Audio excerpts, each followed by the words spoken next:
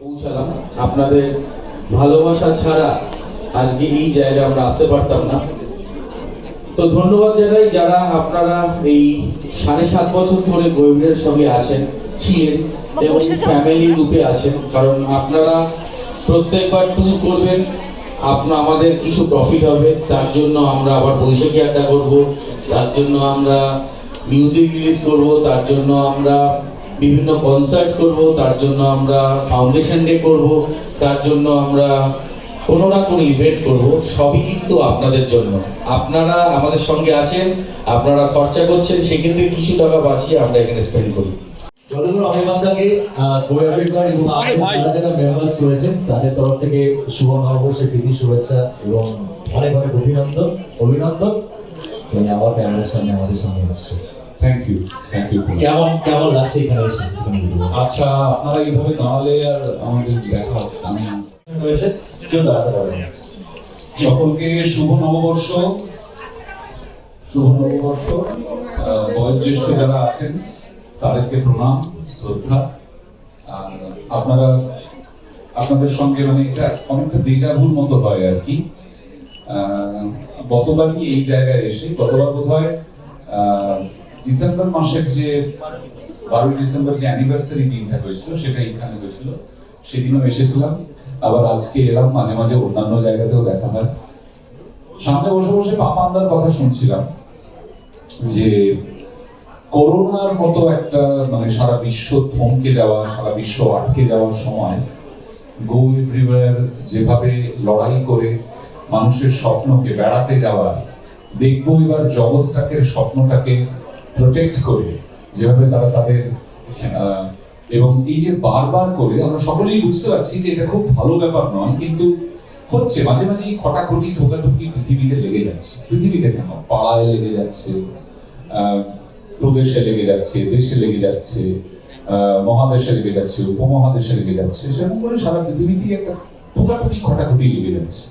একটা আনরেস্ট, একটা রেস্টলেসনেস আমাদের যারা পৃথিবী চালায় বা চালাতে চায় তাদের মধ্যে সবসময় একটা আনরেস্ট, রেস্টলেসনেস লেগেই থাকে। পৃথিবী আগেও যুদ্ধ দেখেছে, বড় বড় সাংঘাতিক যুদ্ধ দেখেছে। এই যুদ্ধের প্রকরণ, প্রকার, প্রয়োগ অন্যরকম, নতুন রকম। কিন্তু এইটা ভাবার কোনো কারণ নেই যে এই ধরনের সব ঘটনাগুলোর ভয়াবহতা বা বিশালতা কম, তা কিন্তু নয়। পৃথিবীতে মারণাস্ত্রর সংখ্যা আরো বেড়েছে, পৃথিবীতে আগ্নেয়াস্ত্রর সংখ্যা আরো বেড়েছে, মানুষ নানান রকম আধুনিক অস্ত্রে আরো বলিয়ান হয়েছে। কেন বলছি এই কথা? কারণ এইরকম একটা শক্তিশালী পৃথিবী, এইরকম সমস্ত শক্তিশালী শক্তিধর দেশ, সেইখানে এই কবছর ধরে শুরু হওয়া একটি স্বপ্ন পূরণের সংগঠন গো এভরিওয়্যার, সেটার সামনেও বুক চিতিয়ে দাঁড়িয়ে যাবতীয় দায় দায়িত্ব নিয়ে মানুষের সিকিউরিটি এনশিওর করে এই কাজটাতে ছেদ দেয়নি এবং ক্রমাগত সেটা চালিয়েই যাচ্ছে। এটার জন্য গো এভরিওয়্যারকে এই মঞ্চ থেকে আমি নতমস্তকে প্রণাম জানাই। 5 দিনের আমাদের বকুলতলায় ভুল জমাচ্ছে, ঘুরছে নাগরদোলা, দেখতে যাবো আমি তুমি। Thank you. যে আমরা দেখতেই পাচ্ছি যে আমাদের ইন্ডাস্ট্রিতে খুবই মর্মান্তিক একটি ঘটনা ঘটেছে। আমাদের একজন আত্মজন, আমাদের অত্যন্ত মানে সকলেরই প্রিয় একজন সঙ্গী আমাদেরকে ছেড়ে দুর্ভাগ্যবশত চলে গেছে।